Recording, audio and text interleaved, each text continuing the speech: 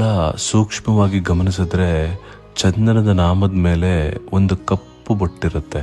ಆ ಕಪ್ಪು ಬೊಟ್ಟು ಏನಕ್ಕೋಸ್ಕರ ಇಡ್ತಾರೆ, ಅದು ಯಾವ ವಸ್ತುವಿಂದ ತಯಾರಾಗುತ್ತೆ ಅಂತ ನಿಮ್ಗೆ ಏನಾದರೂ ಗೊತ್ತಾಗ್ಬಿಟ್ರೆ ದಿಗ್ಭ್ರಮೆ ಆಗೋದ್ರಲ್ಲಿ ಆಶ್ಚರ್ಯನೇ ಇಲ್ಲ. ದಿಗ್ಭ್ರಮೆ ಅಲ್ಲ, ನಮ್ಮ ಕಾಲ್ ಕೆಳಗಡೆ ನಾವು ನಿಂತಿರೋ ನೆಲಾನೇ ಕುಸ್ತೋದಂಗಾಗತ್ತೆ. ಶ್ರೀ ಪಾಂಡುರಂಗರ ಕರುಣೆ ಅಂತಿಂತದ್ದಲ್ಲ.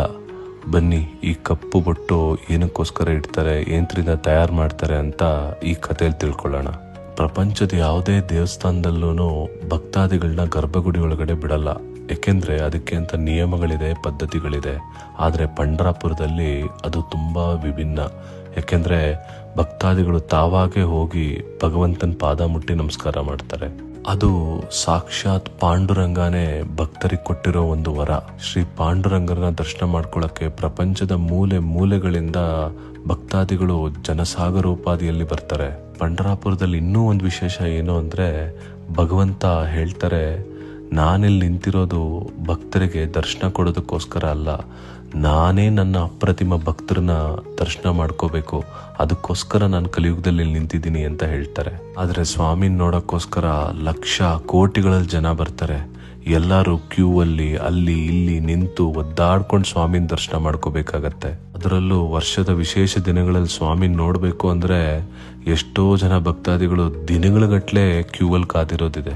ಭಗವಂತನಿಗೆ ತನ್ನ ಅಪ್ರತಿಮ ಭಕ್ತಾದಿಗಳು ಈ ತರ ಕ್ಯೂ ಅಲ್ಲಿ ಕಾದು ನನ್ನ ನೋಡಕ್ ಬರೋದು ತುಂಬಾ ಹಿಂಸೆ ಅನ್ಸ್ಬಿಡುತ್ತೆ.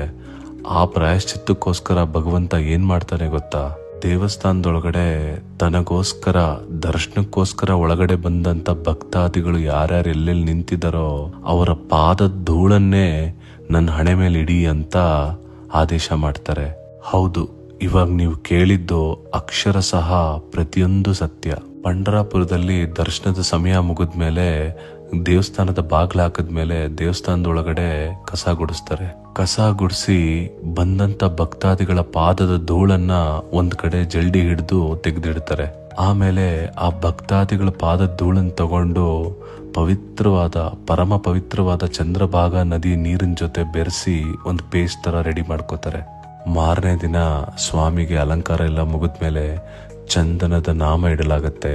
ಆ ನಾಮದ ಮೇಲೆ ಭಗವಂತನ ಅಪ್ರತಿಮ ಕೋಟ್ಯಾಂತರ ಭಕ್ತರ ಪಾದದ ಧೂಳನ್ನ ಸ್ವಾಮಿ ಹಣೆ ಮೇಲೆ ಚಿಕ್ಕದಾಗಿ ಒಂದು ಬೊಟ್ಟು ರೂಪದಲ್ಲಿ ಇಡಲಾಗುತ್ತೆ. ಭಗವಂತನ ಈ ಕರುಣೆ ಪ್ರೀತಿ ತುಂಬಿದ ಕತೆ ಯಾರೇ ಕೇಳಿದ್ರು ಕಣ್ಣಲ್ಲಿ ನೀರು ತಿರುಗೋಗುತ್ತೆ. ಸ್ವಾಮಿಯ ಮಹಿಮೆಗಳು ವರ್ಣನಾತೀತ, ನಮ್ಮ ಊಹೆಗೂ ಮೀರಿದ್ದು. ಇಂಥ ಪವಾಡನ ಯಾರು ಊಹಿಸ್ಕೊಳ್ಳಕ್ಕೂ ಸಾಧ್ಯ ಇಲ್ಲ. ಆದ್ರೆ ಅದೇ ಭಗವಂತನ ಶಕ್ತಿ, ಅದೇ ಭಗವಂತನ ಸತ್ಯತೆ. ಓಂ ಭಕ್ತವರದಾಯ ವಿದ್ಮಹೆ ಪಾಂಡುರಂಗಾಯ ಧೀಮಹಿ ತನ್ನೋ ಕೃಷ್ಣ ಪ್ರಚೋದಯಾತ್. ಭಗವಂತನ ಇಂಥ ಪುಣ್ಯ ಕಥೆಗಳನ್ನ ಕೇಳೋದು, ಇಂಥ ಮಿರಾಕುಲಸ್ ಕಥೆಗಳನ್ನ ಕೇಳೋದೇ ಒಂದು ಮಹಾಭಾಗ್ಯ. ನೀವು ಇದನ್ನ ಕೇಳಿ ಇನ್ನೂ 10 ಜನಕ್ಕೆ ಅದನ್ನ ಹಂಚೋದ್ರಿಂದ ಇನ್ನಷ್ಟು ಭಾಗ್ಯ